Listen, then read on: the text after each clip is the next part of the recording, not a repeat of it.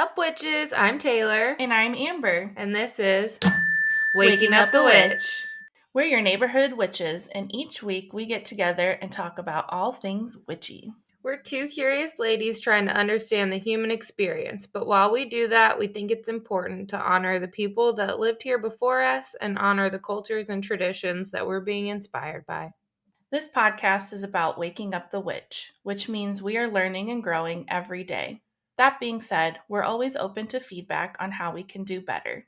Now, let's go, ghouls.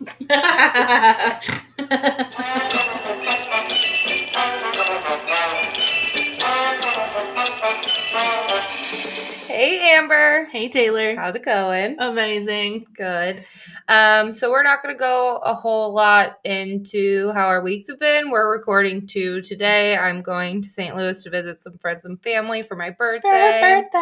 Happy birthday. Thank you.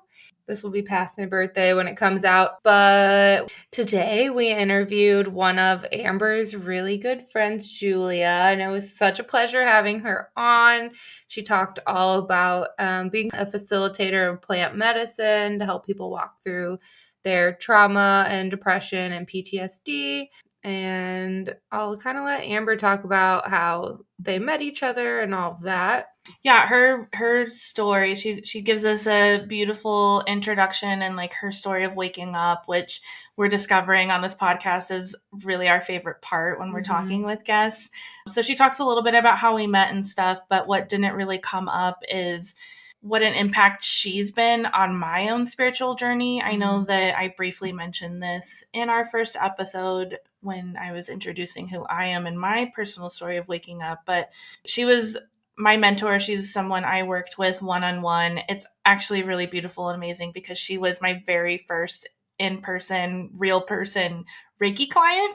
And so we've always just been on this like full circle journey of helping each other grow into like a next level, and being able to work with her in a one-on-one setting with my spiritual development was just completely life-changing for me. So yeah, I fucking love Julia. She's lovely. She's so amazing. And every time I'm in her energy, I just feel so like jazzed up and recharged. And it's been so beautiful to watch her journey continuing to develop always. We talk a little bit about like where she's at now and how this is her purpose right now. We'll get really into that in this episode. But I just love that because I literally have watched her evolve spiritually in front of my eyes. And she's always kind of in this like fast track place. I'm sure it doesn't feel that way always to her, but just she has really done so many different things as a spiritual entrepreneur, and where she's at now is just so rooted in the earth and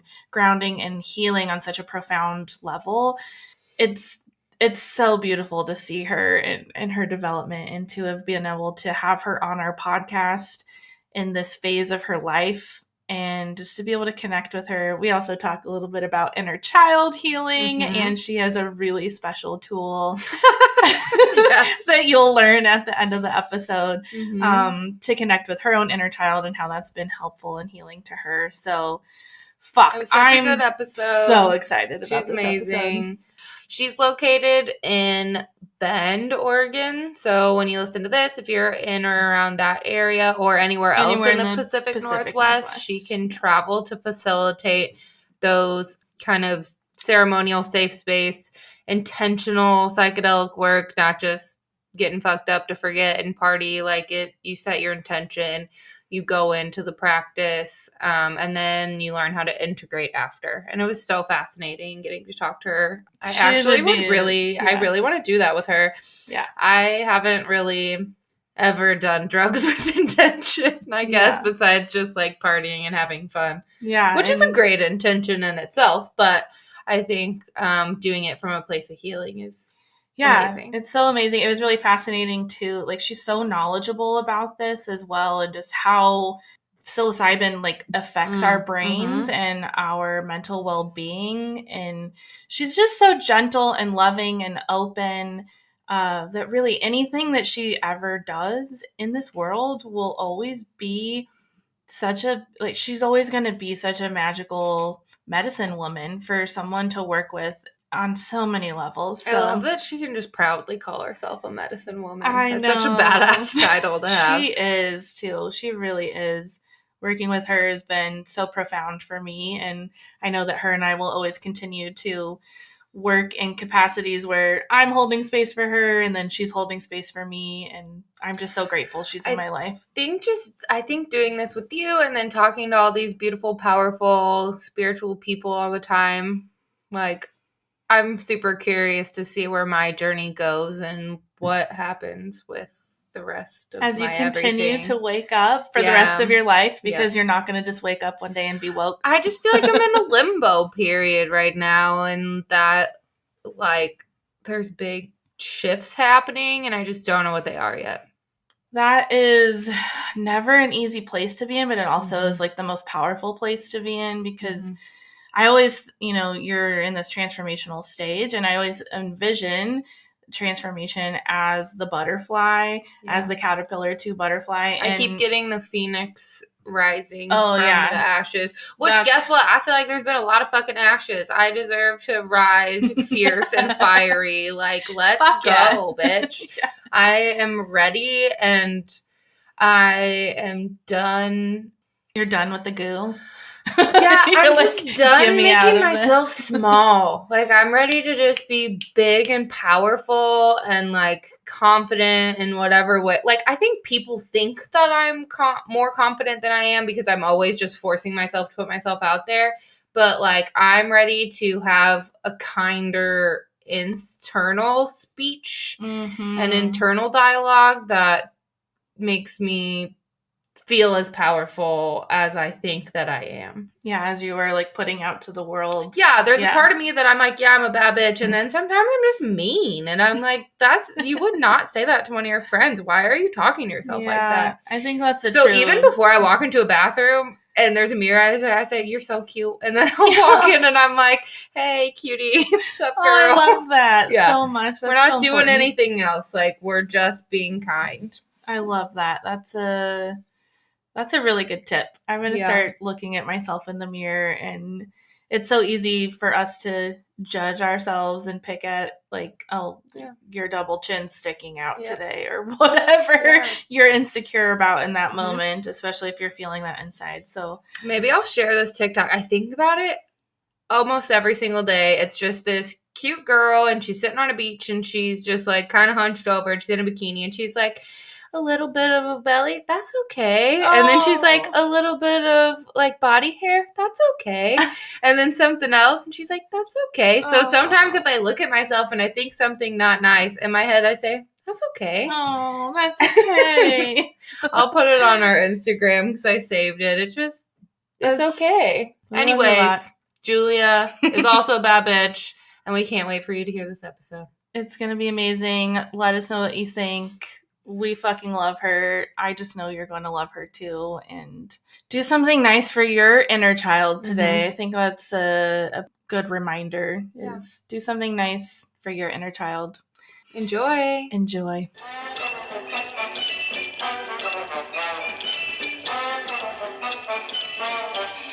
What's up, witches? Thanks so much for joining us today. I am so excited to be introducing literally one of my top 5 favorite humans on the whole planet, Miss Julia McCarthy. Welcome, Julia. Hello, everyone. So excited to be here. Thank you, ladies, for having me. My name is Julia McCarthy, and I am a psychedelic guide, psychic medium, and medicine woman. And I am so excited to talk about all the witchy and psychedelic things today. Oh, yeah. Yes. And as you all know, we usually start our episodes with a beautiful blessing. And I've worked a lot with Julia on a spiritual level, and she is so good at this. So I've actually asked her to bring us in today with grounding breath and blessing to start off our podcast. So thank you so much, Julia, for doing that for us. My pleasure. Well, you ladies and anyone who's listening, just want to take a second just to close your eyes. And if it feels good for you, put your feet on the floor. And let's start by all taking 3 deep breaths together. So first breath, breathe in. And release. And second breath, breathe in. And release.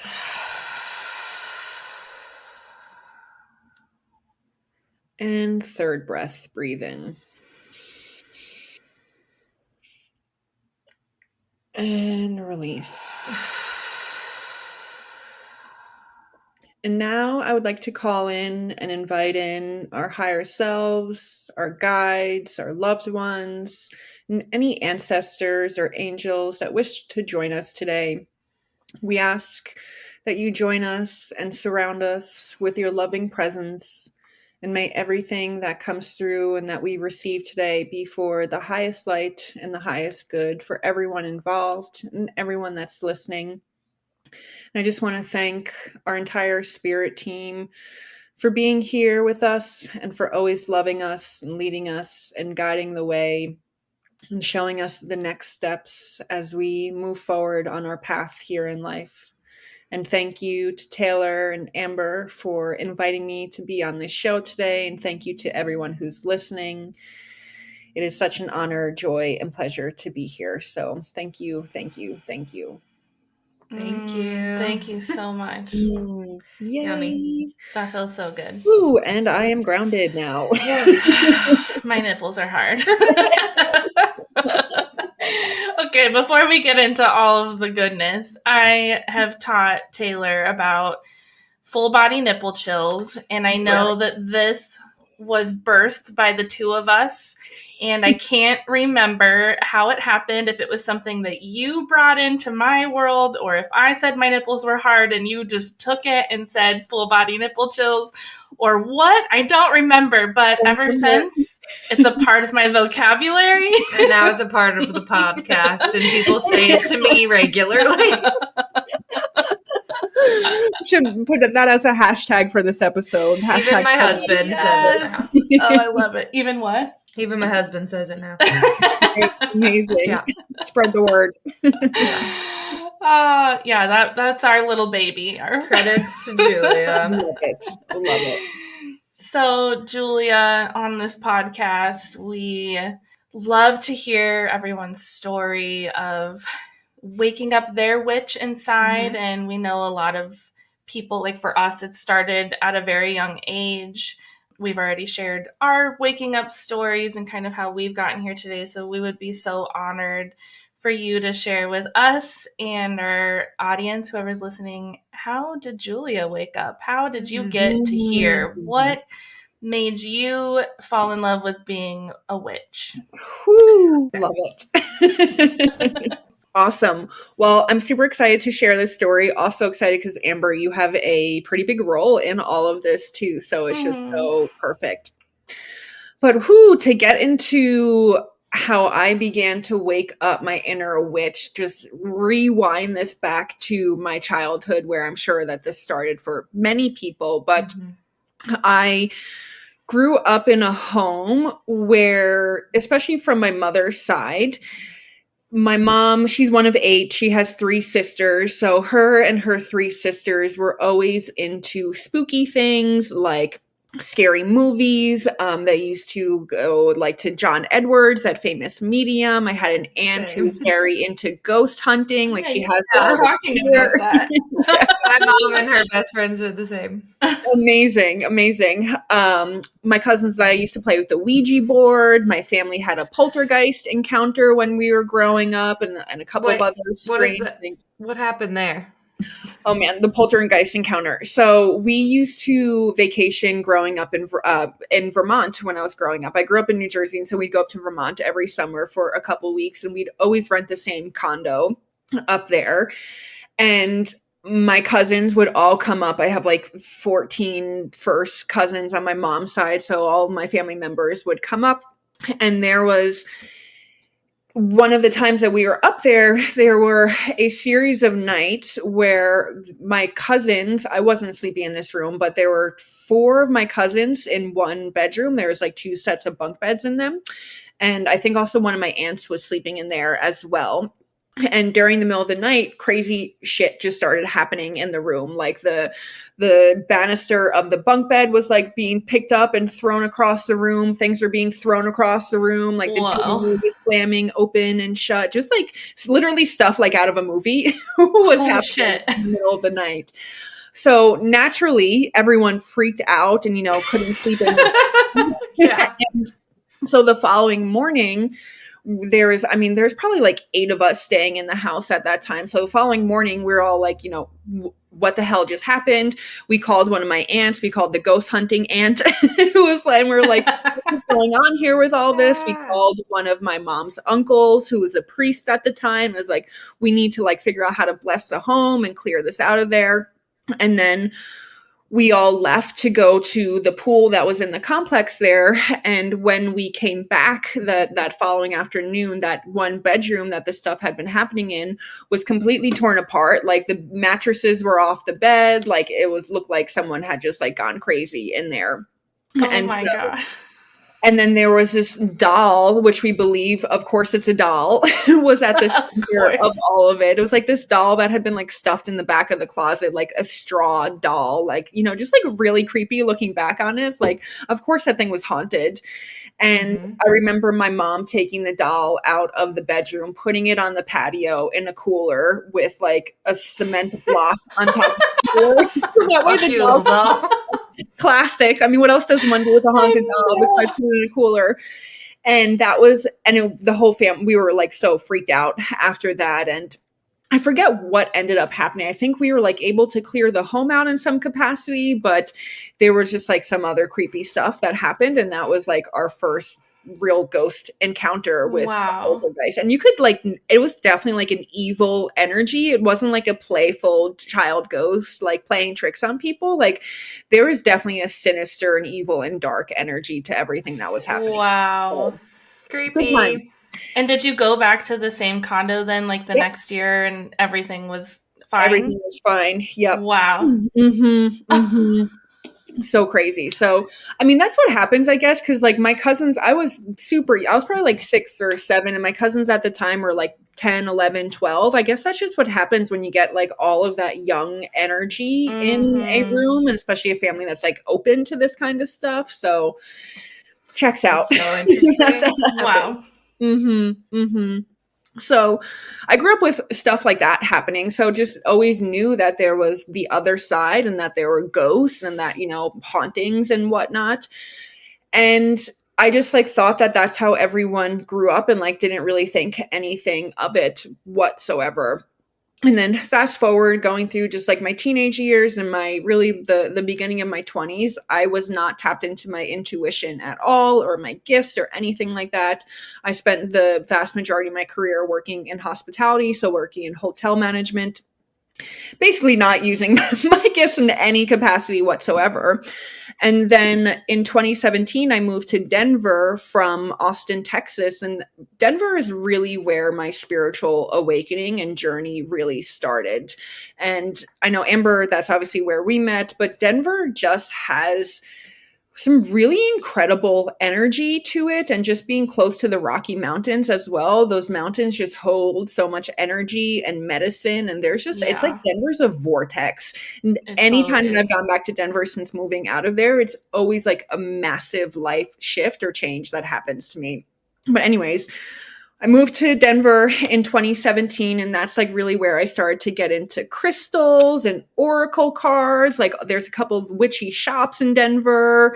And so I was like, start to really get into all of that and journaling and manifestation and just, discovering what my sun and moon and rising sign was. Just kind of like the baby intro things that people typically go through when they start their awakening.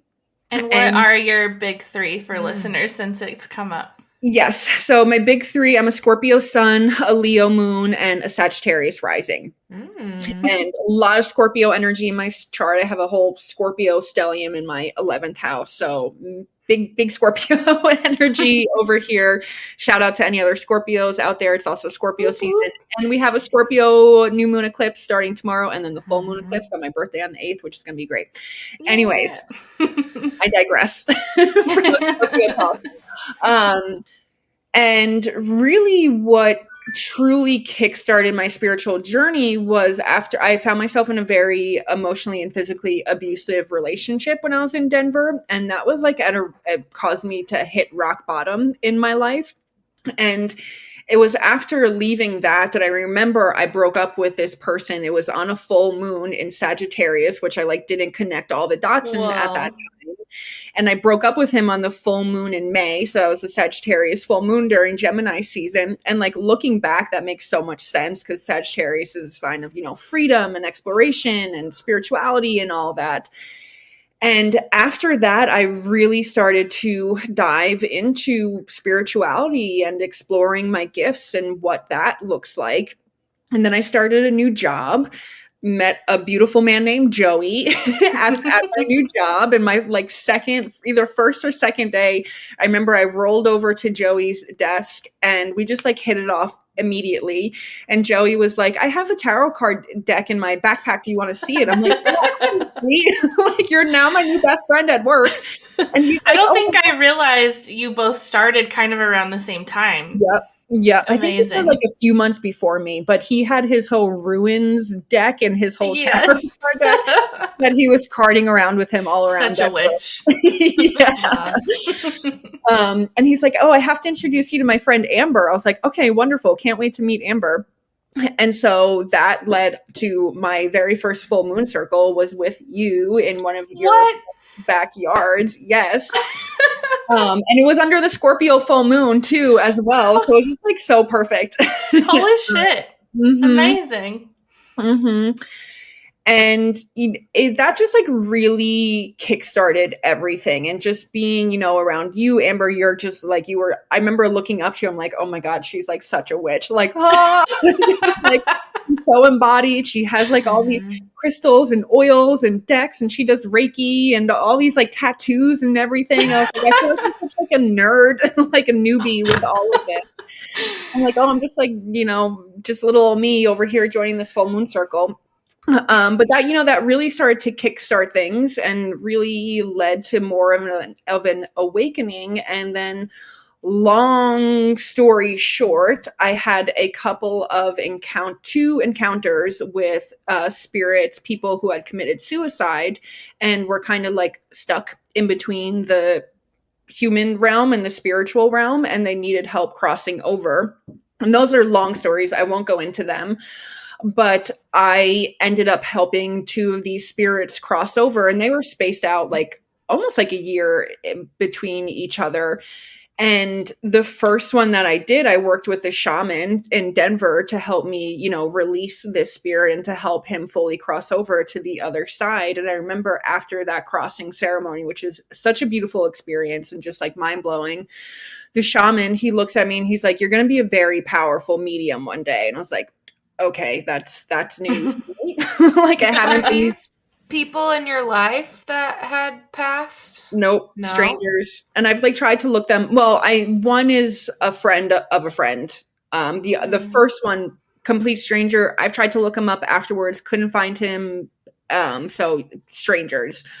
And then after that experience with helping a spirit cross over, that's where I got really serious with my gifts. And then that was right before I ever sat with plant medicine. I sat with ayahuasca back in coming up pretty much on 3 years ago. I remember it was October 26th of 2019.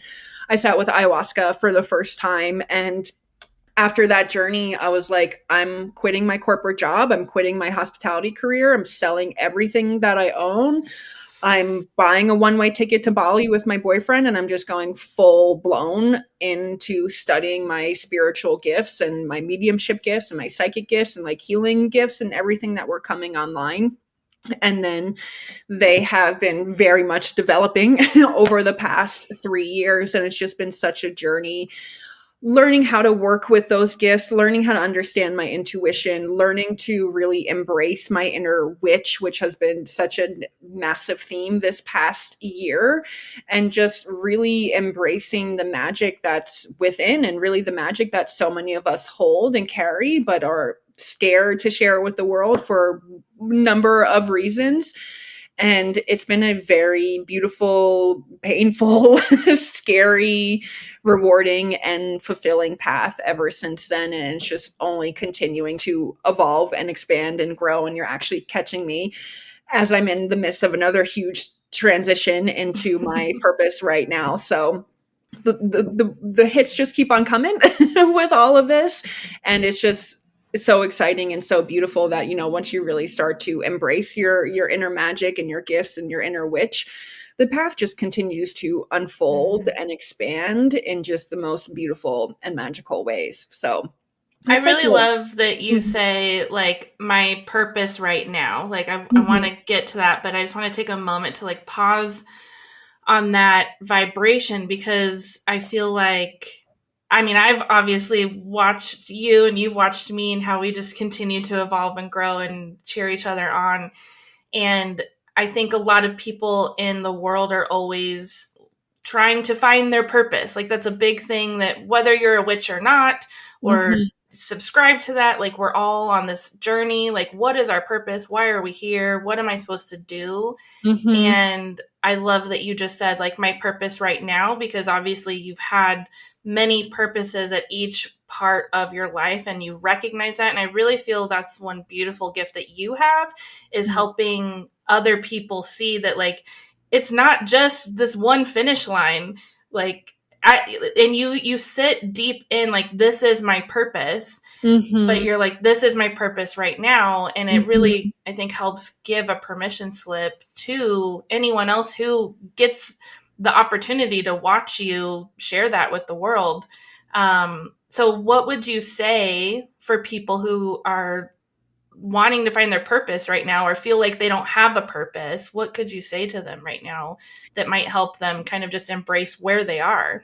Yeah, that's a great question. And I think, it's something that people get really caught up on, is, finding my one true purpose. And something that I tell people, it's like, your purpose can change every day, like day to day, week to week, month to month. And a good place to start if finding your purpose is just asking yourself, how can I be in service today? How can I be in service to anyone around me, to my community and work? Like, how do I want to show up in the world and help today? And sometimes that can look like being a mother to your children. Sometimes that can look like being a psychic medium and connecting with people's loved ones, and helping them find comfort and relief in that. Sometimes it can look like volunteering at a homeless shelter or food bank, whatever it is, and just giving yourself the permission to allow your purpose to be really fluid and to change from day to day. And over time, that kind of, bigger picture and bigger piece will start to fall into place. Another thing that you can do is also ask your higher self, which is a whole other tangent to go on, and, really. How would someone do that? Well, and before the how, for those listening, what is a higher self? Yeah, what does that even mean? Let people know what that is and how we can connect to that, because I think that's really important. Yes. So, high five. So our higher self is really the version of ourselves who wants to see us thriving and living up to our fullest potential in every area of our life. And I always say our higher self is like our cheerleader and the version of ourselves who's always there to kind of pick us back up, help us to get back on track, and really remind us of our strength, our power, our gifts, and really what we came here to do and accomplish in this lifetime and on this earth. And just bringing it back to the purpose conversation, like, some people's purpose is to be the mailman, and that's amazing. Some people's purpose is to be a witch. Some people's purpose is to be a CEO. Like, some people's purpose is, to be a stay-at-home mom, and also giving yourself the permission to remove any maybe like stigma that you have attached to your current purpose, and just fully accept where you are right now and know that it's all needed in order to make the world go round. Yeah. Hell yeah. And when it comes to connecting with your higher self, it's honestly pretty simple, in my opinion. It's simple. It's not necessarily easy, but the best thing that you can do is really to take some time to just be in your own energy, like turn off your computer, your phone, laptop, like do whatever you need to do, maybe light a candle. Myself personally, and I've seen a lot of people find success with journaling when it comes to connecting with their higher self. And the most important thing with connecting your higher self, and as with all witchy spell work, is setting your intention. And setting the intention that you're calling in and inviting in your higher self and giving your higher self their permission to come through you and to communicate with you and, to communicate through your pen. And then just start asking questions like, how are you doing today? What can I do to feel better about myself? What is my purpose today? Like, how can I be in service to the world? And just start asking questions and see what comes through when you're writing, and really just allow yourself to write whatever wants to come through without judging it. And then go back afterwards and reread that. And I very much believe that when we set that time aside and really set our intentions to call in our higher self and then kind of get out of our own way, that really helps to open up lines of communication between you and your higher self. And that can be used for business. It can be used for your personal life. It can be used for your health, where you want to travel or live next. There's really no limit as to what you can and cannot do with your higher self. Do you believe, so there's the theory that like when you incarnate, you take parts of your soul and then like part of it comes here and then part that stays back is maybe that higher self part of you that maybe like chose what your life's going to be for you and is there to help facilitate anything that comes through and is, I guess, your purpose. Yeah, I'd say so. I think that your higher self is an aspect of your soul. And I also think your higher self is an aspect of God and the universe. So I think it's, much more than just yourself. And it's, to me, it's, just a great way to communicate with my soul. And for some people, like I'm someone who kind of needs that almost like tangible way of communicating with my soul. And, and like, I can like picture my higher self because obviously it looks like me. For other people, they just are like, oh yeah, I'm just going to talk to my soul. But I'm like, I need a tangible thing in order to communicate with my higher self. And for a lot of people, that's connecting with their higher selves. I love using journaling as a tool for that too, because it kind of gets you out of your way, I think. I like that a lot. So. And just taking that time to connect with yourself in general, I think that's something everyone could benefit from. In today's world, we are so much in the hustle and grind and go, go, go. And personally, we all need to bring in that feminine energy into our world. And that really is slowing down and giving yourself permission to connect. And even if it is like, how are you feeling today? And how can I best use my time today? And sometimes that is literally doing nothing. Don't worry about the pile of laundry that has been staring at you for 2 weeks. I'm talking to myself.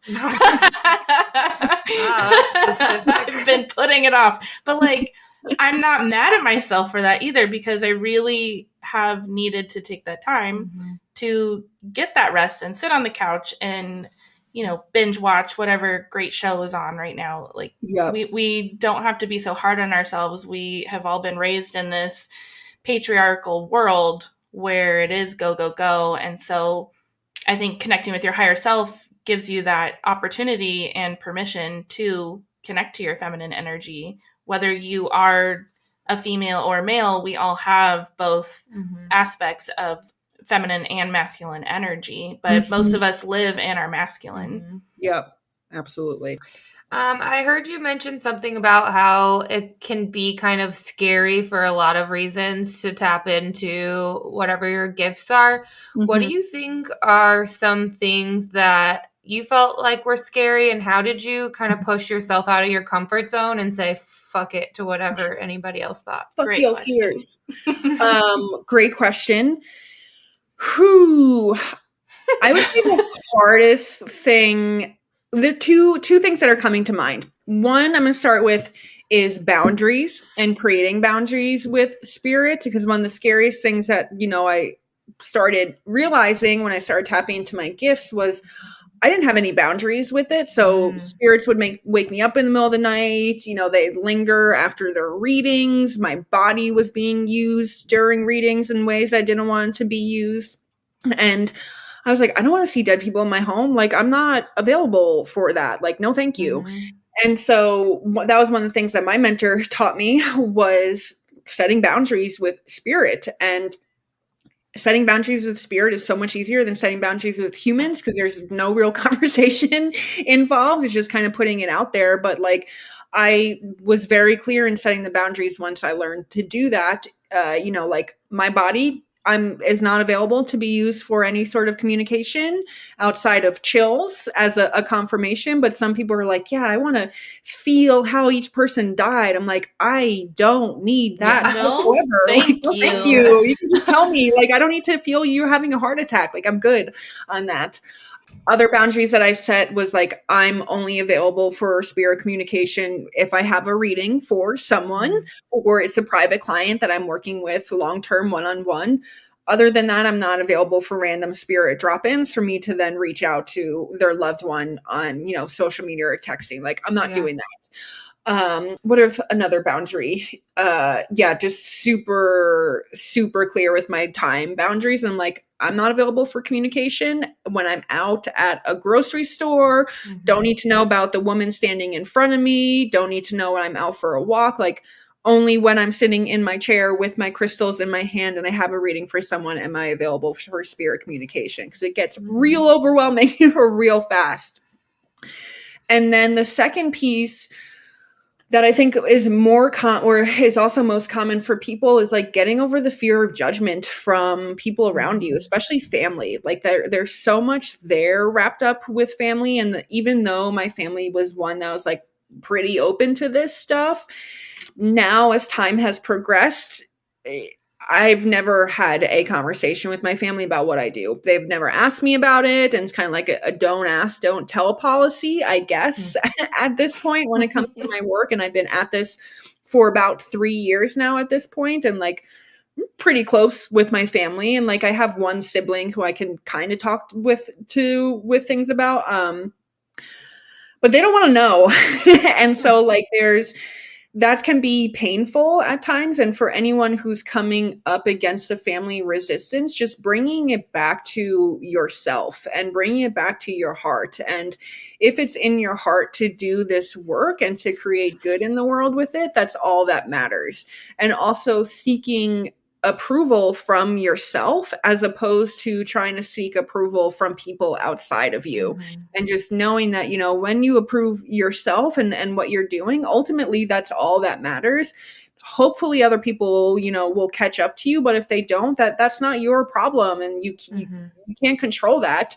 And also not letting it, you know, ruin relationships. Like, I don't need to cut my family off because they don't want to talk to me about my work. Like, that's fine. Whatever. Like, we won't have to have that depth and the intimacy in our relationship, and that's fine. And, you know, not all relationships are meant to know everything about your life and your work, and just kind of taking relationships for where they are at and just having that to be enough, I think is really important in all this, instead of trying to get your mom or dad or sister or grandma to approve of what you're doing. Just meet them where they are at, and, you know, just allow the relationship to unfold from there without trying to control them or get them to feel a certain way about your work, because they probably never will. And that's okay. Yeah. Good advice. I love that. Take it. Yeah, I think that's really important. I think that's something most people do struggle with who do start to tap into their gifts, is how am I going to be received? How am I going to be seen in the world? You know, how you want to be seen. And it's hard to show up with that confidence when you're worrying about how people are going to perceive you. So I'm really glad that you touched on that, because it's something I'm always like working through. Like, personally, it's not like I'm way better at it today than I was when I met you, even, you know, and through the work that we've done together, that really helped me. And honestly, I didn't have as much kickback as I thought I would the more I stepped into this stuff. And my situation is the same with my family. Like, my mom knows I'm Reiki certified, and she's we've talked about this on the podcast already, but she's very Catholic and is worried for my soul. So, but we just don't talk about that. But we still have a really good relationship outside of what I do for to make my money, Yep. And yeah, I'm just really glad that you touched on that, because I think it is important to be reminded that really we just have to accept ourselves. And once you do, does the magic turn on around you? It's huge when you finally accept yourself and stop stressing out so much about how other people are going to receive your magic. Because you know what? The people who are meant to be in your bubble in that way will start to show up, and they will come around. And I've had so many people, some surprising, and some others not so surprising, show up and just take a moment to tell me how I'm inspiring them or making them feel by sharing what I have to share. And that, to me, I'm I was so worried. And some of the people, I was worried about them specifically, and they're just kind of cheering me on in a way. So I think we could be really surprised too when we just get out of our own heads. And something I've learned from you also is it's part of my purpose, of my soul journey to do this. That's why I've been guided to tap into my intuition and these gifts.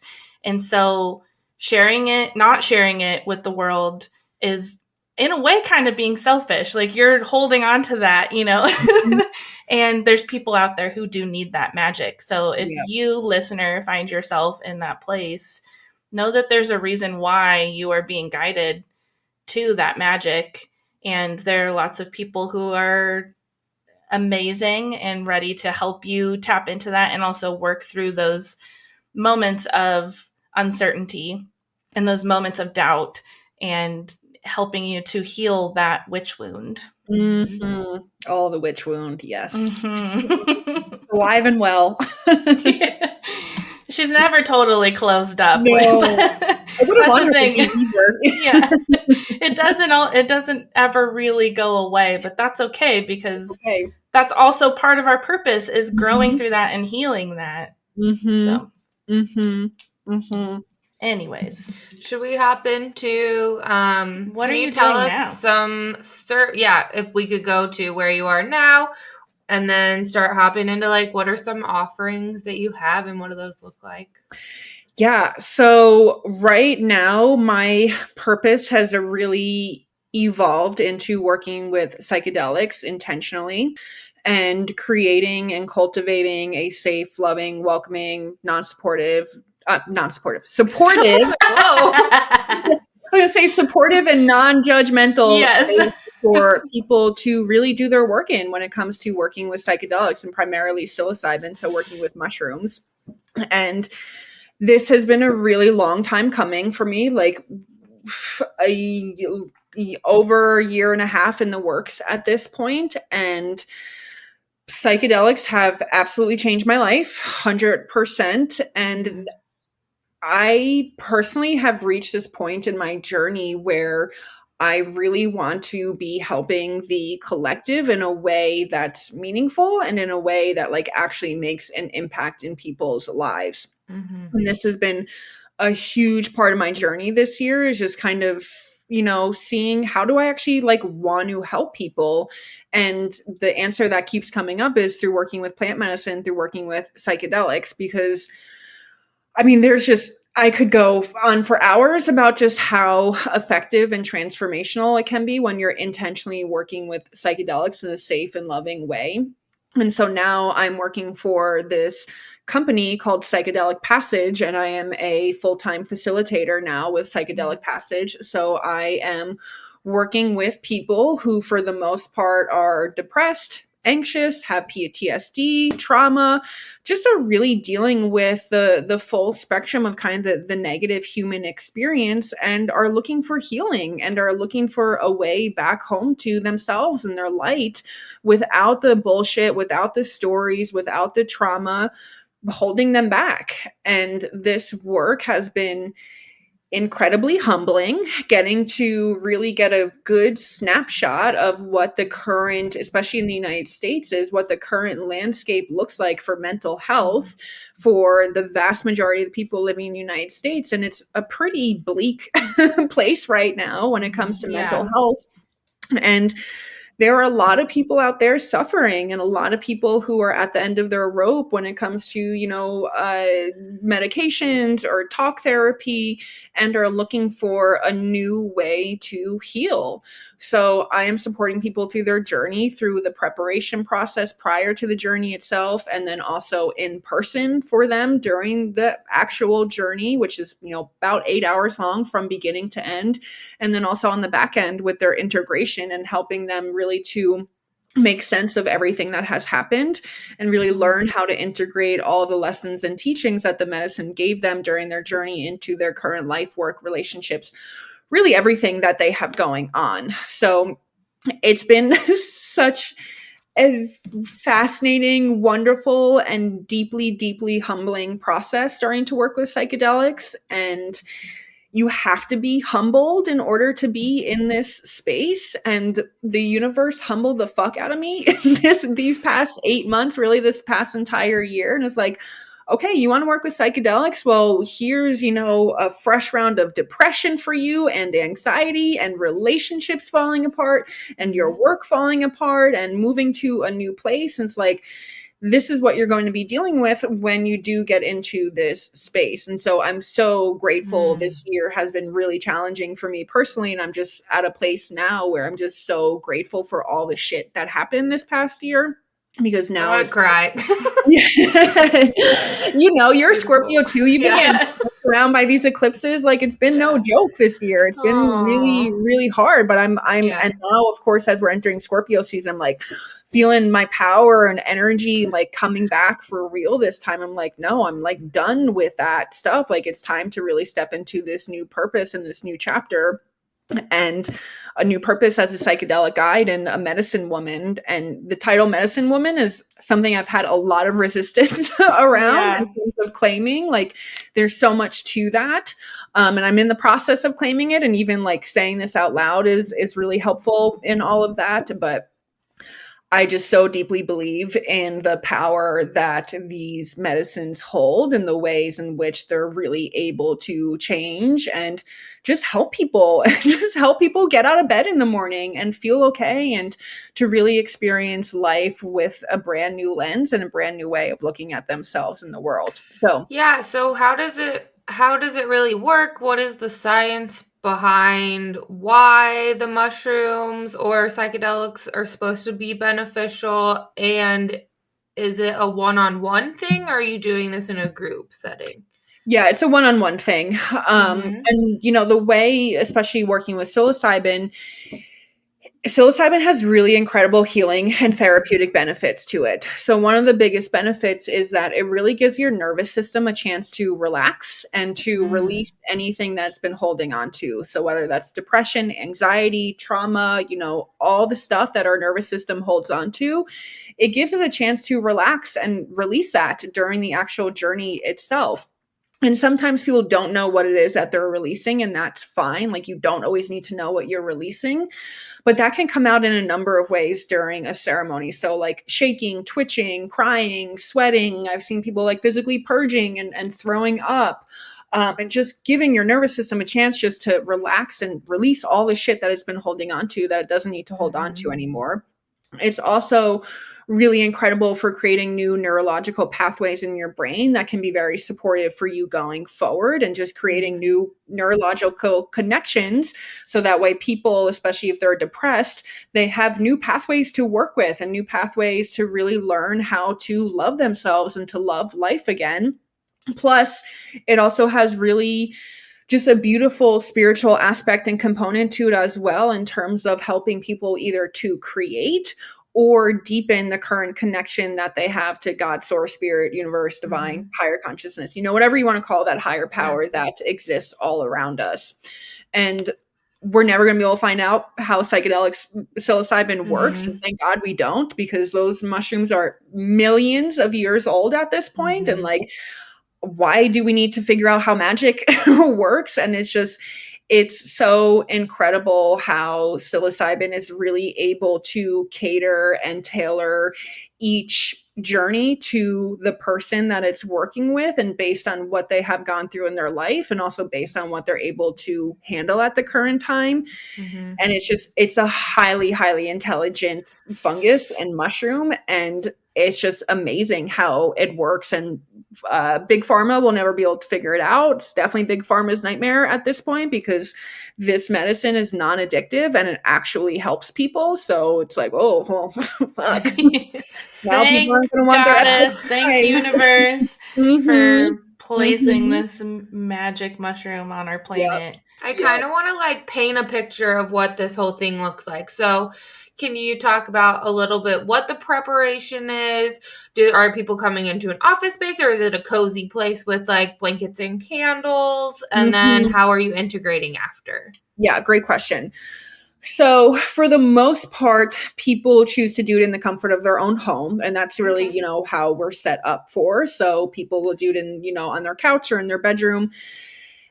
I have hosted in my home before, so that's always an option too. But most people choose to do it in the comfort of their own home. And you're typically like laying down on a couch. It's a very internal experience. And my approach is that like I really trust and believe that the medicine psilocybin is really the ultimate teacher and healer in all of this. Like I am not smarter or wiser, no more than psilocybin. Like absolutely not. Like the medicine knows what's best here. So I'm there to create the space for them to feel comfortable journeying in. So there for them if they need a glass of water or help standing up to go to the bathroom, or if there is something emotionally challenging that comes up for them during the journey that they're having trouble navigating, I'm there to help coach and guide and hold space for them through all of that. And it's typically about an 8-hour long experience from beginning to end. The beginning of the actual day of the journey includes, you know, intention setting and like a little bit of some ceremonial practices and ritual. And then it's about 4 to 5 hours long for the actual like peak of the journey itself. And then there's the 1 to 2 hours of, you know, just coming back down into your body and figuring out what the fuck just happened to you during your journey. And I'm there really from beginning to end for all of that. But prior to that, there's typically about 2 weeks of preparation that's done before that. And during that time, that's really where I dig in with the person, whoever I'm working with, and help them get really clear on their intentions for their journey. Like, what are you hoping to get out of that? And also getting really clear on what it is that you want to release and let go of and call into your life. Because these psychedelic journeys, they're nothing short of a death and rebirth. So on the other side, like you have to figure out like, who do I want to be on the other side? And it's a really huge initiation for people. And most people that I'm working with right now are like in their 50s and 60s. Yeah. So they have a lot of shit that they are working through, and God bless them for, you know, having the courage to even try to work through it at this point. But there's a lot of programming that needs to be undone. And so the integration process afterwards is so important, because that's really where you're, you know, putting the pieces together and figuring out, who am I now? Like, who am I? And that can scare a lot of people when they don't have their trauma as an identity anymore. And they're not, you know, their mental health diagnoses anymore. And so I've lived 50, 60 years in the same mindset building up to that point, and then you're like deconstructing and reconstructing all of that. Yep, exactly. It's a lot. It's a lot. It's beautiful, but you know, I think, you know, one of the problems in just the media these days and it's a blessing and a curse, but psychedelics are very glorified. But there has to be active participation from the person on the other end. Like, it's not a magic bullet. Like, the mushroom isn't going to do everything for you. You then have to take the steps afterwards to create this new life and to figure out who you are. And for a lot of people, they don't want it. They don't want that. Yeah. They're like, I just want this, you know, fix me, and then I can just continue doing everything I was doing, but feeling good about it. So that integration process is really important, and like a proper time to integrate can take anywhere between a few weeks to a few months, and just being really gentle on yourself and really curious with yourself during that integration process, because figuring out who you are is a lifelong journey. Mm-hmm. And especially when you've kind of stripped away all of those narratives that you were holding on to, now you get a chance to rewrite them in a way that can feel very beautiful, empowering for you. So integration process is important. Meeting with them a couple times a week? So prior to the journey, it's 2 1-hour preparation sessions. Okay. And those take place a week apart. And then afterwards, it's 2 1-hour integration sessions, plus text and email access. And then they can always add on additional sessions if they want. But the setup is 2 preparation sessions, 6 to 8 hours of in-person work, and then 2 integration sessions, as well as text and email access throughout the entire program. Do people usually take the journey, the ceremony more than once? So with that, I always tell people, I'm like, take it one journey at a time. Yeah. Let it land, give yourself time to integrate it, and then you'll know if and when you want to do a second one. And some people, have come back to it for 2, 3, or 4. I personally have done over, I think, 20 psychedelic journeys at this point. Mm-hmm. So it just kind of depends on how much you want to just kind of keep digging into your shit. For some people, they're good with one. Other people choose to do a couple, and then you find people like myself where I'm like, what can I work on now? What am I going to use this psilocybin journey to heal now? And I just enjoy working with psychedelics intentionally. So I have probably more journeys than the average person will ever in their lifetime, but that's just me. Mm-hmm. But just taking it one at a time. Don't try to diagnose yourself and be like, oh, I'm going to need 5 of these in order to feel better. Just take it one at a time, see where you get with it, give yourself plenty of time and space to integrate. And then you'll know if you want to do a second or third one. What do you think about microdosing? I love microdosing. Me too.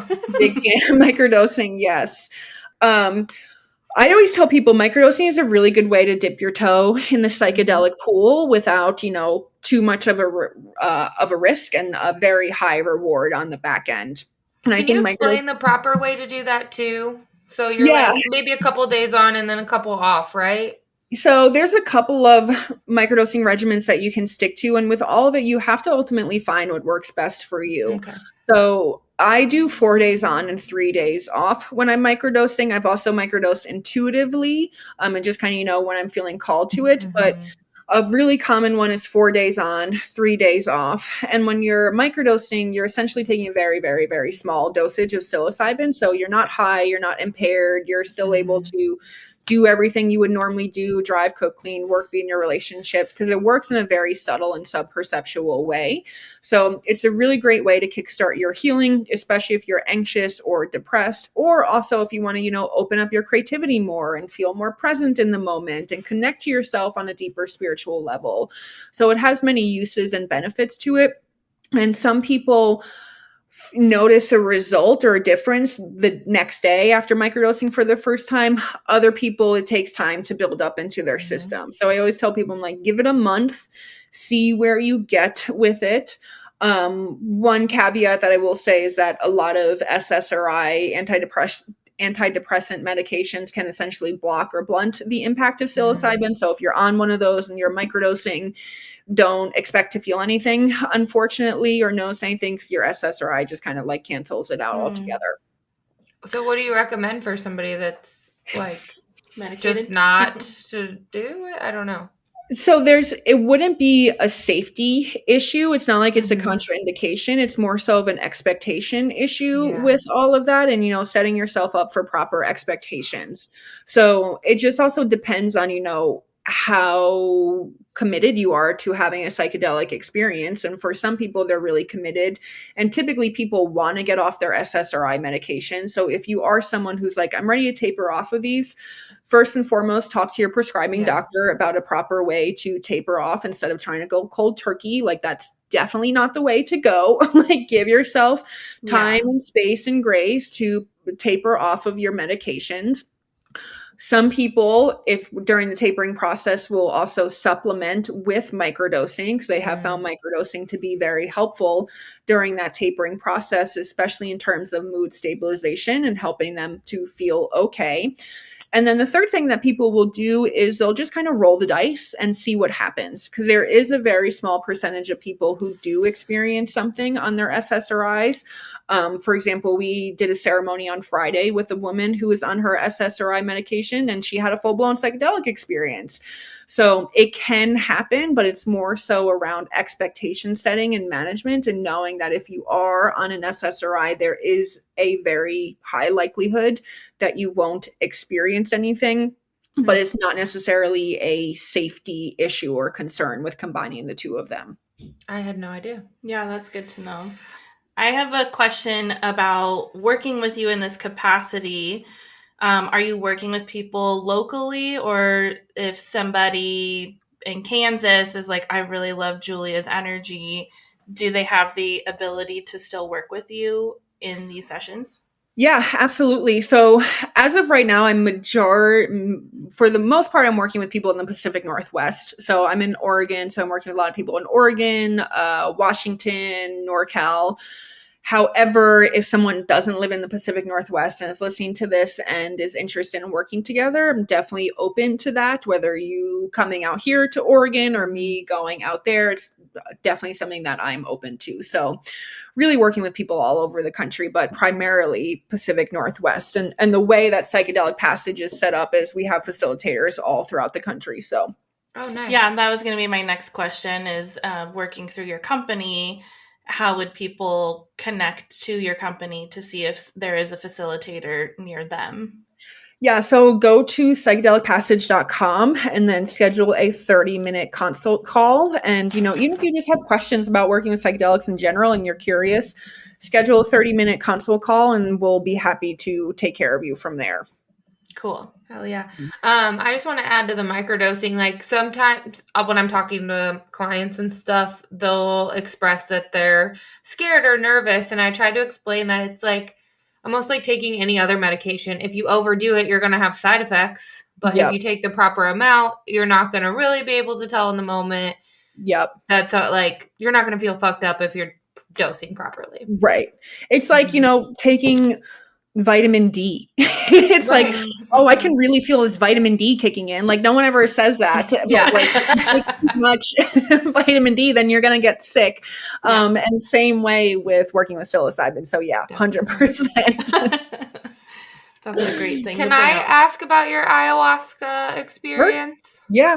Okay, what would you like to know? I don't know. Will you just tell us about it? Sure. So I've had 3 so far. Most recently sat with ayahuasca at the beginning of this month. And it's honestly a really beautiful psychedelic to work with. And I feel like it gets kind of a bad rap in terms of the psychedelic world, in terms of people being like, it's really intense, or, I'm throwing up and purging and it's coming out of my butt, like coming out of both ends. And that can be the case, but also at the same time, it can be a very gentle, beautiful, and loving experience. And they refer to ayahuasca as grandma. So just like any grandma, it can be, pretty stern and like telling you what's up and like, getting really real with you. Or on the flip side, can also be very loving and gentle. And so the most recent experience that I had, one of my intentions was to work through fear and self-doubt. And yeah, fear and self-doubt were like the 2 big things, especially self-doubt that I had around to stepping into this role. And I remember I purged once during that journey, and like purging by like throwing up. And I remember I was throwing up and I feel like I was like, okay, I just purged like basically 32 years of self-doubt in that experience. And then as soon as I finished purging, I heard from grandma, she said to me, she's like, you were always meant to do this work. Like now, like it's time to like really begin. And that's one of the beautiful things about working with ayahuasca is it gives you really clear connections and insights and messages and downloads where it's like, there's no disputing what she told you. Compared to psilocybin, like those connections aren't always as clear. Like it's just not as always as clear when you're working with mushrooms. But with ayahuasca, it's like, it's very clear. It's like, this is what's going on. This is what you need to let go of. This is how you can work through your fear. And just, so I love ayahuasca. It's been such a game changer for me in my life. And I'm excited to continue my study and work with it. Did you do like a 1 day, a 3 day?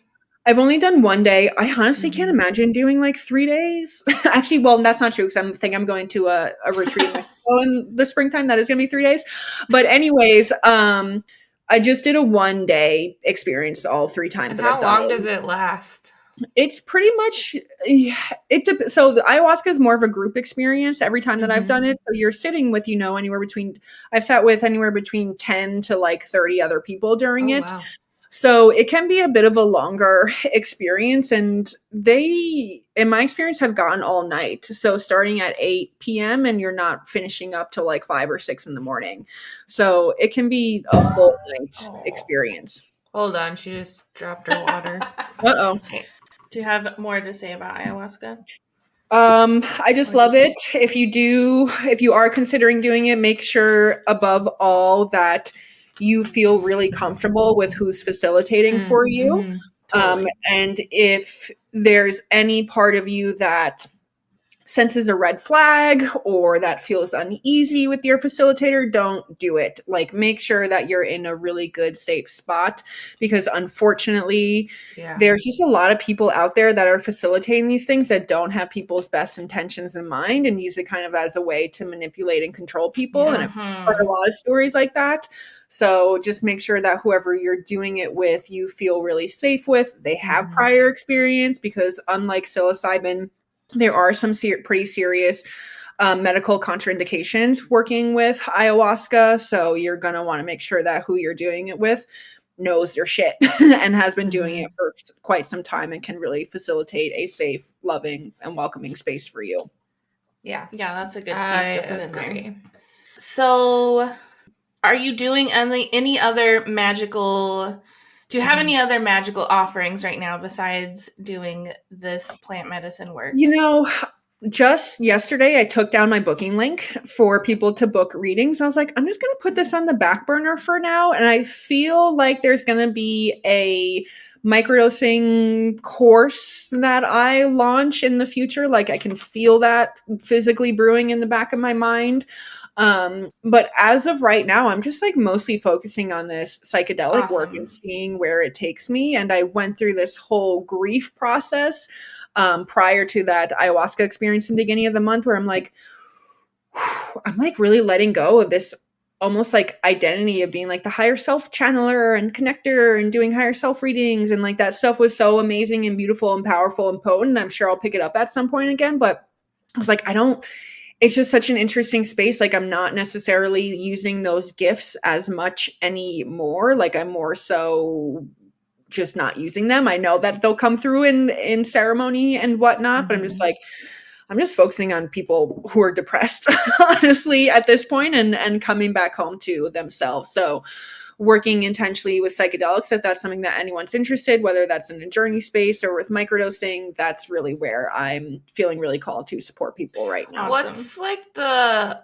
legality of all that? Yeah, great question. So where I live in Oregon and where we are in Oregon, it's decriminalized out here. So I feel very comfortable because it's lowest level priority for law enforcement. They're not going to spend any time going after people. No. But for the most part, legislation is still very much catching up around all this. So, and they're studying it a lot in Oregon right now. There's a lot of things being passed. I know my coworker, her brother has a whole farm that he's doing legally for psilocybin. And so they're like getting all that set up. But they're still doing like council meetings and stuff like that, trying to figure out what the actual, because they don't know. It's like when weed started, they were like, okay, we'll do this. And then as time goes on, I'm sure they'll know what they need to restrict and not, but it's kind of all up in the air right now. Exactly. Yeah. So for people that don't live in Oregon, ultimately you have to decide your own internal comfort level around all this, and engaging in a practice that is technically illegal in much of the country, and just seeing where you fall with all that. And the way that I'm set up through the company that I'm working for now, I'm like, I'm here as harm reduction services kind of, person. Like, I'm not providing the medicine for anyone.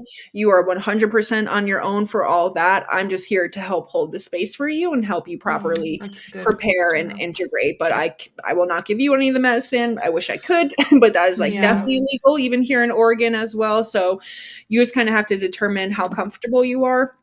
And also keep in mind, like, law enforcement isn't going after a woman who's, eating mushrooms in her bedroom. Like, they're more so scared about, or more so concerned about, the people that are distributing it at a very high level. So I haven't heard of anyone being busted for sitting with mushrooms in their bedroom. And I remember last summer I did a journey with a girlfriend. I was on the West Coast and she was on the East Coast, and we planned to take mushrooms at the same time. And afterwards I was like, I can't believe what we did was illegal. Like, we were both just laying in our beds the entire time, on completely opposite ends of the coast. And I was like, yeah, we just broke the law as I'm laying here in the comfort of my own home, eating a mushroom that grew out of the ground. So I think that's one of my favorite things about mushrooms is it, when you're in it and afterwards you really nothing makes sense.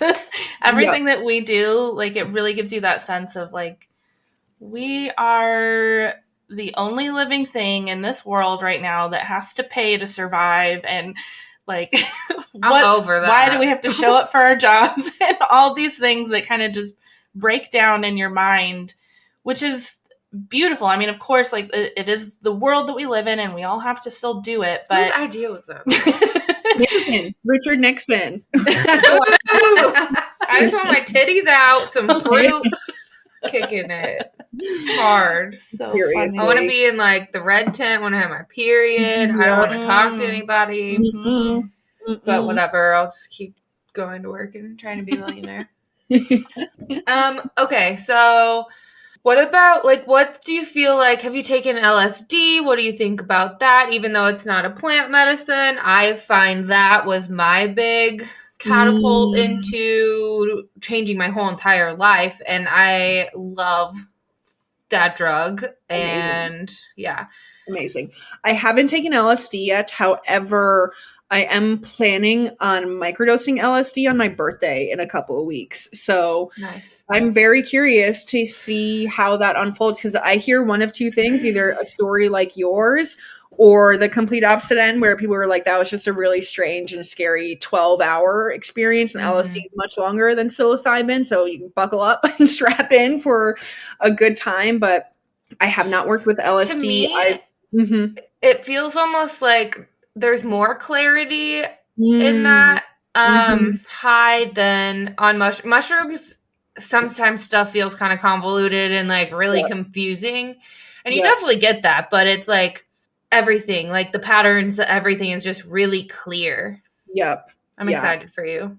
Thanks. I'm excited too. I do think LSD I haven't.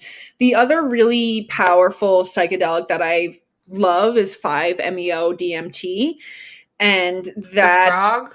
Yeah, it's the synthetic version of Bufo of the frog. I did that last summer, so June of 2021, and it's a very short experience. It's 20 to 30 minutes long, but that was honestly life-changing, one of the most memorable experiences I ever had. And it's basically taking a high-speed elevator up to God and just sitting in that for 20 to 30 minutes, and also seeing your whole entire birth and death and everything in between. So that was a deeply, deeply transformational experience, and one of my favorite psychedelics to work with. Also MDMA. DMT. DMT also that? Too. Yeah. I really want to do some DMT again. Yeah. It's nice because it's short. Somewhere. You're not in it for a long time. But it's very so short. Intense. Yes. And but it's 8 minutes or something, maybe. Yeah. But then you're holy shit, where did I just go? Yep. It's funny. I would love to do that. one of it was the night before I put myself out there as a psychic medium, I had a DMT experience, which like gave me the final like kick in the butt. I'm sure you've heard of Ram Dass. Ram Dass like came through during that, and he was like giving me blessings and everything. I was like, wow, this is wild. And like I don't really connect with Ram Dass very much in my practice. Also MDMA too, when used intentionally, is like such a game changer, especially for couples. Oh my God, it would save so many relationships and marriages, and either help them to open up healthy lines of communication and like get them back to where they need to be, or also help that relationship come to an end in a very loving way. But I'm a huge fan of using MDMA intentionally outside of going to like I agree. I think there's definitely been times with my husband where we've taken it and then we're just like sharing, and I'm like, I don't know where any of this was before that I didn't feel like I could bring up, or why I was like afraid to bring this up, but it just, you almost feel like all warm and safe. Absolutely. It just helps you to be honest and also receive whatever's being shared with you in a very non-judgmental and a very heart-open way. And you don't feel defensive as well. So MDMA talking about all of these different options to connect in this way with plant medicine or other illegal medicines right now, it's making me think of that documentary. What is it called? How to Change Your Mind on Netflix. So for listeners, if you're really interested in this, maybe you're not quite ready to do it, but you want to know more or see how it has helped people, or I think there's some science stuff in there too, which is really cool. Cannot recommend that documentary enough. How to Change Your Mind. And then another one is Fantastic Fungi, also on Netflix. Such a beautiful documentary. And with that being said, are there any other resources that you might know of or think that have helped you really become more comfortable with safe doing these types of healings? Yeah, that's a really good place to start. There's so many books out there about this, so many podcasts. Like, there's just an endless amount of information, and I'm very lucky because my partner, he was into this work way before I was ever into it. So he's been such a huge catalyst in helping me to feel comfortable doing all of this psychedelic work. The Psychedelic Passage has a podcast, which they're constantly pumping out. Nice. Just really helpful, informative, and also just very easily digestible information about psychedelics in like 30-minute chunks, just making it very easy just to kind of wrap your head around all this. So I'd recommend listening to the Psychedelic Passage podcast. That's Nick and Jimmy. Those are the two co-founders of Psychedelic Passage, and they're always just having really great, informative conversations about working with psychedelics intentionally. I love that. There's another podcast I found. I haven't listened to all of it, but it's called Modern Psychedelics. Oh, yeah. I would also recommend that if other people kind of want to know more. I've only listened to like 2 or 3 episodes so far, so take that for what that means. But I have really enjoyed what I've listened to, so I feel like that could also be a nice, helpful place to find more information on this stuff as well. Yeah. I still think what you said about like vetting any type of provider that you're going to do any of this stuff with is so important. 100%. I've listened to also a different podcast that talk about people being exploited in that community. And it's just, it happens a lot, and you're so vulnerable in that space. So just like, even if you could, like, somebody that has done it before, or how do you think you can properly vet someone? Yeah, properly vetting, a couple of things you can do. One, asking, what are your qualifications? And the psychedelic space is an interesting space because it's not regulated right now in terms of qualifications, but, typically you're going to want to find someone who's undergone some formal apprenticeship or mentorship under someone who's already safely and effectively working in the plant medicine or psychedelic space. or has, undergone some formal training, whether typically it's online these days when it comes to psychedelic preparation, integration, and also guiding. You also want to make sure that who you're working with has worked with these medicines themselves extensively. And 100%. We hear from so many people who are like, okay, I just, did my first journey, or just microdosed for the first time. Now I feel like I'm ready to be a guide. It's like, bless your heart. That's amazing that you have that, but you need to have way more experience in an altered state than just one journey. Well, because every experience is so different. Like, you can't just do one and say that you know it all, because every single time is going to be different. So different. And you also, you want to make sure that the person that is facilitating has a deep respect for the medicine itself, and really views the medicine as being the ultimate teacher and healer in all this, and doesn't have any sort of God, complex or Messiah complex wrapped up in all this. And they have just a sense of humbleness to them, and, a sense of surrendering to what the medicine really thinks is going to be best for that person.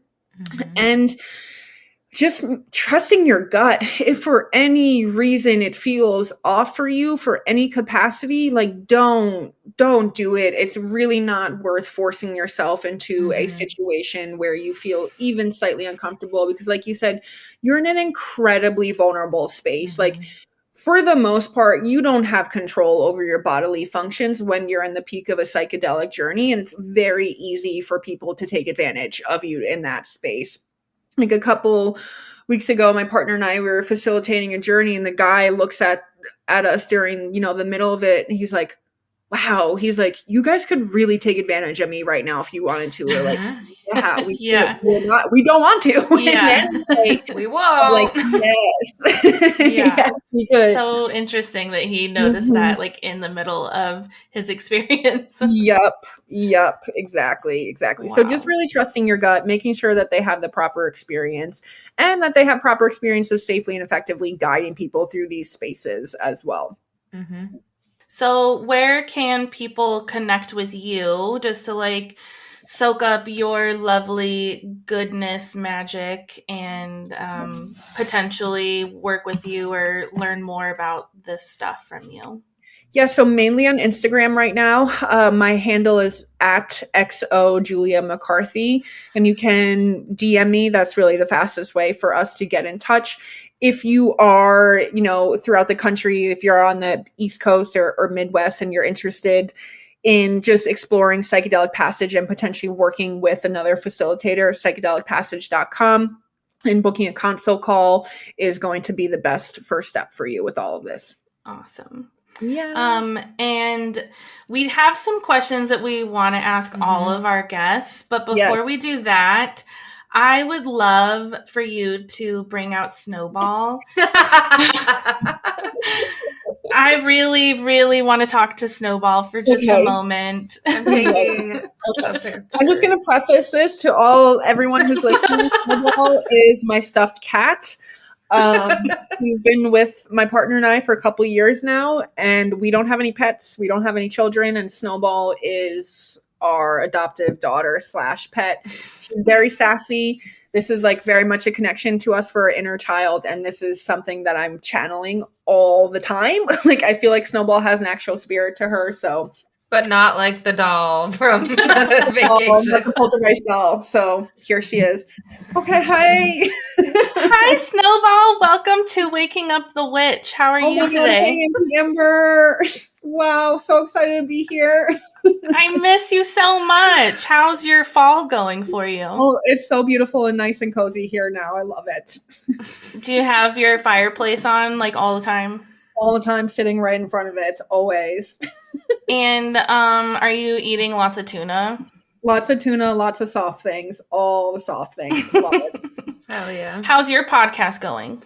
Oh, Fat Cat Radio's going really well. I'm recording new episodes all the time. I'm so happy to have you as a guest on our podcast. Me too. This is so exciting. Do you identify as a witch? Oh, yeah, for sure. Especially my mom. She's very much a witch. I'm her cat. Side note, I will say, Snowball joined me in a ceremony that I did here last weekend. And the woman, like Snowball was like sitting on the ground looking at the woman as she's laying on the couch. And the woman, she's like, I think your cat's real. I'm like, she is. She is totally real. Like, every time I looked over at her, she's like, I thought it was a real cat. I'm like, it's a very real spirit that is residing within this stuffed animal right here. So that's glad you recognized it.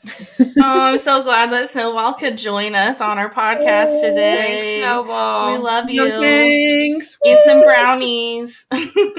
We just actually made pumpkin muffins last night, so she's hell yeah.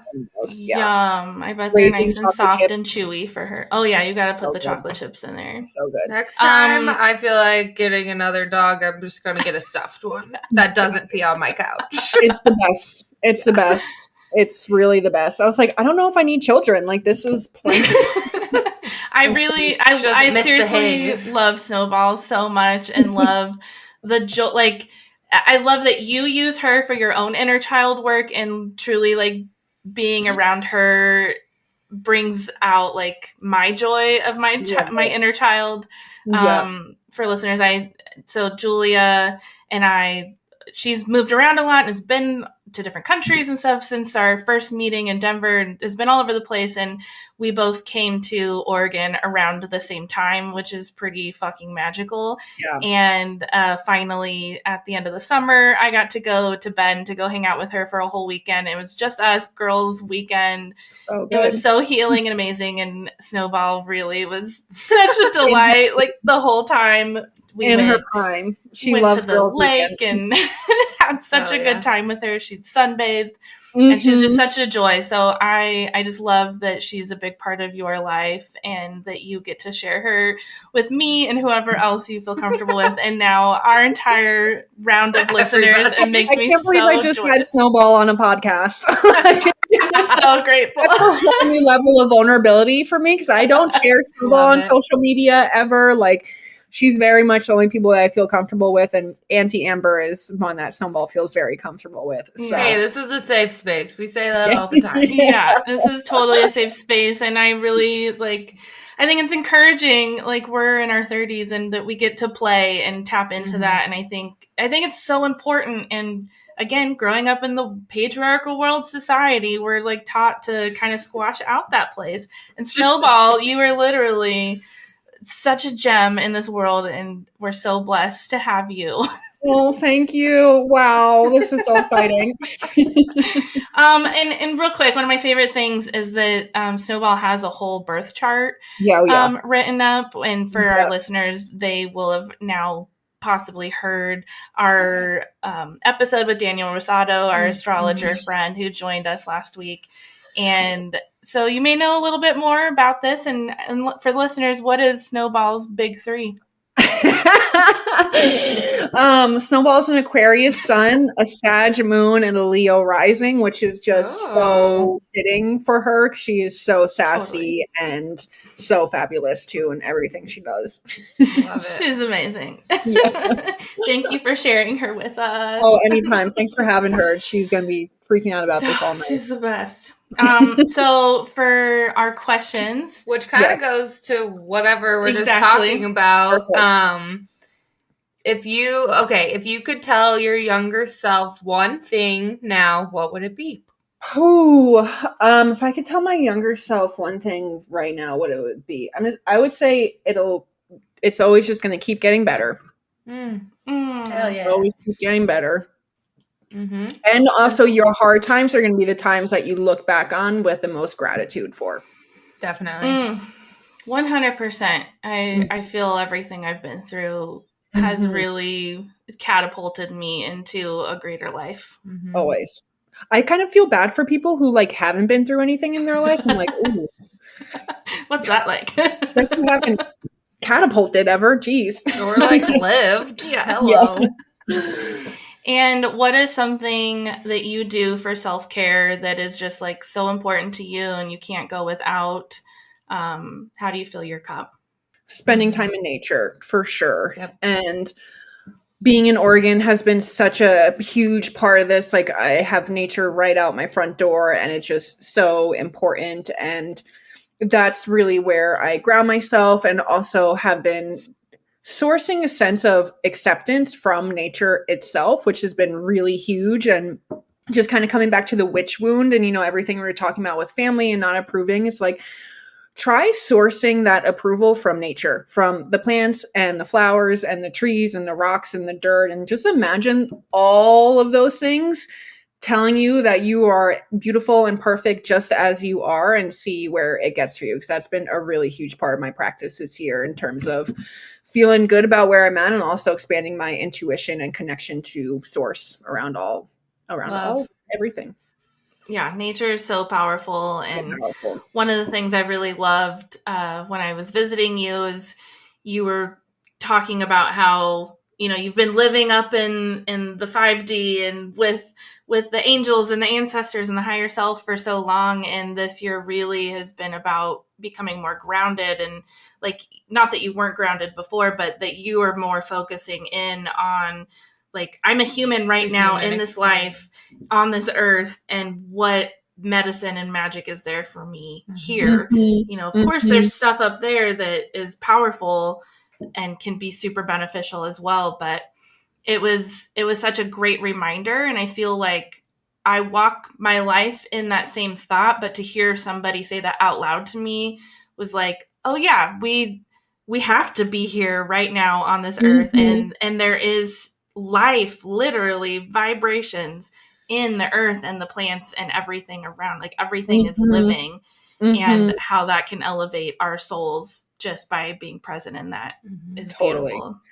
I think I said it in a not so eloquent way. I think it was along the lines of, who the fuck cares about 5D when we have 3D and nature right here and it's all perfect? Like, who cares? Like, why are we worried about 5D? Let's be right here. Like, this is all good right here. But you said it in a much more beautiful way. So thank you. No, that's the way. I mean, that's how I resonate. I want you to speak to me that way. We love our fuck words and all the things around here, the sass, and it's just very real. So yeah. So to end each episode, we love to end with a card pull that is just like a good energy reading for the collective right now. And as always, right now is whenever you're listening to this. It doesn't have to, this message will still be for you at any point, whether you are listening to this the day it comes out or listening to it 7 years from now. This message is meant for you whenever you're listening. And our beautiful guest, Julia, has agreed to pull our card today. So Julia, what deck are you pulling from? I'm using the Archetype Cards deck, which just was calling to me when I was, I have a lot of decks to choose from, and I just ran over and pulled one. So I'm going to see which archetype universe spirit feels like we need to embody right now. Okay. Where'd it go? Here it is. Okay. So 2 came out, and 1, I've been like shuffling and pulling these. I don't know if you've noticed for a lot of this interview. So 1 of the 2 has popped out 3 times now. So I'm just going to take that as a sign that it's exactly what it needs to do. So the one that's popped out 3 times, the archetype that spirit thinks we should all call into our life and embody is no big deal. Just God, the God archetype. No big deal. And I think, more so with that, not necessarily, trying to become God, but especially as we're in eclipse season right now and there's so much going on astrologically, I think that this is all bringing us back to reminding us that there's much bigger forces at play than maybe we realize in our day to day, and just really letting God, source, spirit, universe, divine really kind of do its thing over the next couple of weeks and really direct your life and the direction that it's meant to take, and just understand that whatever's happening to you, whether you're listening to this now in October, November, or 6 months from now, just remembering that there's always a bigger plan for everything that's happening, and to just really trust the process and know that God, source, universe, divine has your back, and things are always trying to be worked out for your greatest and highest good. Hell yeah. The other one that came out is also really fitting. It's the Hermit archetype. Hello, Scorpio. I've gotten that in almost every reading I've done in the last really Like when I pulled my cards, when somebody else pulled it, now here we are. And I think, just as we're descending into the fall and the winter and the darker time, it's okay to be a hermit for a little while and to just go within and know that there's a lot of really powerful and potent medicine when you're just kind of within your own space and your own energy and you're not trying to force anything. I also think that the hermit is calling a lot of us just to rest and to recalibrate and to take a moment to just be and, cancel plans if you need to, just rearrange your schedule, just give yourself time to relax and recalibrate your nervous system and just really focus on your inner life as opposed to your outer life, and know that there's so much potency that can come when you focus on your inner life. And that's really oftentimes the catalyst to bringing even more beautiful things into our outer life. So embody your inner God and inner hermit all at the same time. I love that. Yeah, that's totally perfect right now. And in Oregon, when we're recording right now, everything's super gray and rainy. Yeah. Finally. Last week we were complaining. I think you might have snow in your forecast soon. I know, on Wednesday. So wild. It got cold like so fast there. Yeah. Well, Julia, we're so grateful for you joining us on our podcast and just being one of our very first guests. I love you so, so much and love sharing space with you. And likewise. This was absolutely gorgeous. Is there anything else you would like to leave us with before we go? I would say just, trust really where you're at right now in your life and your process, and just know that it's all working out for you right now, no matter how exciting or painful it is. And just really, really trust that what you're going through is exactly what you need in order to get to the next level and step of your life or your purpose or your relationships, really anything that's happening. So trust. Easier said than done. Beautiful. Trust. Always, yeah. I needed that. Yeah, that's totally perfect. Thank you so much. Yeah. Thank you, ladies. This was so fun. And hopefully we can have you back, because I really feel like we can always talk forever, you and I, but the magic you have to share with the collective is so important. And I'm so grateful that you are stepping into that and continuing to evolve. And I'll be excited to interview you again when you have a whole new purpose. I was like, what else could it be from here? I don't know if I even I don't want to know. I'm just good with this one right now. It's perfect. All right. We love you. Love you. Bye. Thank you, witches, for listening. Don't forget to give us a follow on all the social media platforms at Waking Up the Witch. Email us everything, all of it, at wakingupthewitch@gmail.com. And don't forget to do something nice for yourself. Take your dog on a walk. Drink some water. Call your mom. Brush your teeth.